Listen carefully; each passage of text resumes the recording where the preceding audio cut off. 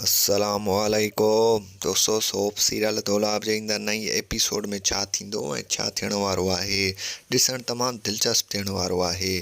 दोस्तों हाणे हलूं था ड्रामे जी तफ़सीलात जी तरफ़। इन तफ़सीलात खां पहिरियां चैनल ते नवां आहियो त महिरबानी करे असांजे चैनल खे सब्सक्राइब करे छॾींदा जीअं हर ईंदड़ ख़बर अवां ॿाहिरनि ताईं मुहैया थी सघे।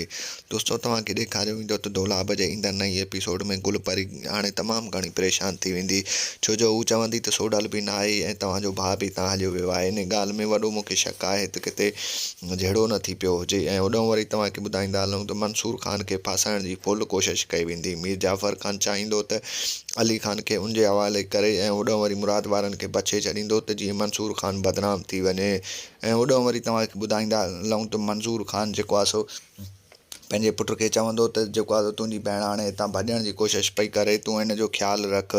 हक़ीक़त इहा आहे त हू भॼण जी कोशिशि करे पई, बहरहाल बार बार नाकाम पई वञे।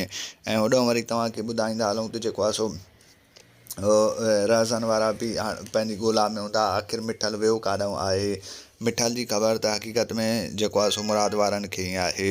बहरहाल मुराद वारा इहो था सोचनि त जेको आहे सो अली ख़ान रहज़न वटि आहे। बहरहाल हक़ीक़त इन ॻाल्हि में का बि न आहे त जेको आहे सो अली ख़ान उन्हनि जे वटि आहे।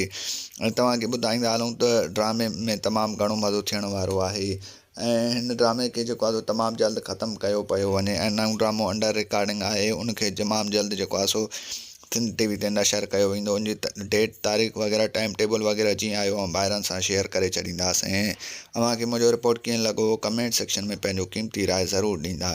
वठंदासीं इजाज़त, मिलंदासीं नए वीडियो में। तेसिताईं रखंदा पंहिंजो ख़्यालु, ॾींदा इजाज़त। अल्लाह हाफ़िज़।